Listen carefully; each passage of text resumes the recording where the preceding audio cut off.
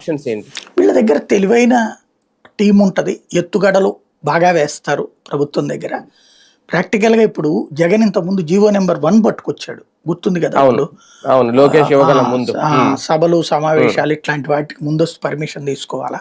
అది సహజంగా అవును. ఉండేది. కాకపోతే ఇరుకైన సందుల్లో కాకుండా ఓపెన్ స్పేసెస్‌లో ఉండాలి.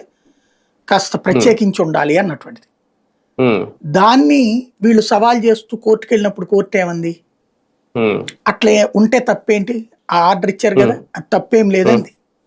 హ్మ్. ఎందుకంటే అంతకుముందు సుప్రీంకోర్టు కొన్ని హైకోర్టులు కొన్ని కేసుల్లో ఇట్లాంటి ప్లేసుల్లో ఒత్తిడి ఎక్కువయ్యి తొక్కిసలాటతో చనిపోయిన దాని మీద తీర్పులు ఇచ్చున్నాయి. ఎందుకు ఓకే. అట్లా హ్మ్. తొక్కిసలాటలకి ప్రోత్సహిస్తారు అన్నటువంటిది. హ్మ్. కాబట్టి ఆ మూవ్‌మెంట్‌లో వచ్చినటువంటిది. కాబట్టి ఆ జీవోని ఓకే. అడ్డుకోలేదు కోర్టు. హ్మ్. హ్మ్. కాకపోతే జాగ్రత్తగా చూసి ఇవ్వండి పర్మిషన్ తీసుకోమన్నారు అంతే గదా! తర్వాత అట్లాగా. క్యాన్సిల్ ఆ! చేసినట్టున్నారు. చేయలేదా? తర్వాతన వీళ్ళు తర్వాత క్యాన్సిల్ చేసినట్టున్నారు. తర్వాత రద్దు వీళ్ళు అసలు చేసినట్టున్నారు. అమలు చేయలే. ఆ! ఇక ఆ తర్వాత ఓకే. లీగల్‌గా హ్మ్. చాలా నడిచినాయి. డివిజన్ బెంచ్ అని, హ్మ్. సుప్రీం కోర్ట్ అని. హ్మ్. అవును. అవును. ఇక్కడ పాయింట్ ఏంటి? ముందు అట్లాగా ఒక ఆంక్షలు పెట్టడానికి ప్రభుత్వానికి అవకాశం ఉంటది.